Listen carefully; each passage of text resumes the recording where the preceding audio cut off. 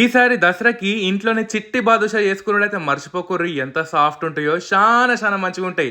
ఎట్లా చేయాలో చూపిస్తుంటే మా అమ్మ పాండ్రి ఒక అప్పుడంతా మైదా పిండిలా మొత్తం అంత ఉప్పు, అట్లనే వంట సోడా ఒక 4 చెంచాలంతా నెయ్యి వేయాలన్నట్టు. మంచిగా ముందుగా ఈ పిండికి గట్టిగా అంతా ఒక్కొక్క రవ్వకి నెయ్యి పట్టేటట్టు కలపాలి. ఇట్లా గట్టిగా విసికిరనుకోరి ఇట్లా పిడికిళ్ళకే రావాలన్నట్టు. మంచిగా ఇలా మనం ఏం చేసుకోవాలి, నీళ్లు కాకుండా పెరుగు వేసుకోవాలి. కమ్మని పెరుగు, పుల్లని పెరుగు వేసుకుంటే మొత్తం రుచి అంతా పాడవుతుంది అన్నట్టు. కమ్మని పెరుగు మొత్తం నీళ్ళు అవసరం ఉంటే వేసుకోవచ్చు. అది నానేలుపు మనము చక్కెర పాకు చేసుకుందాము. ఒక కప్పడంత చక్కెరలో మొత్తం మన నీళ్ళు పోసేసి మంచిగా తీగ పాకం వచ్చినాక ఇలా చేసేయాలన్నట్టు.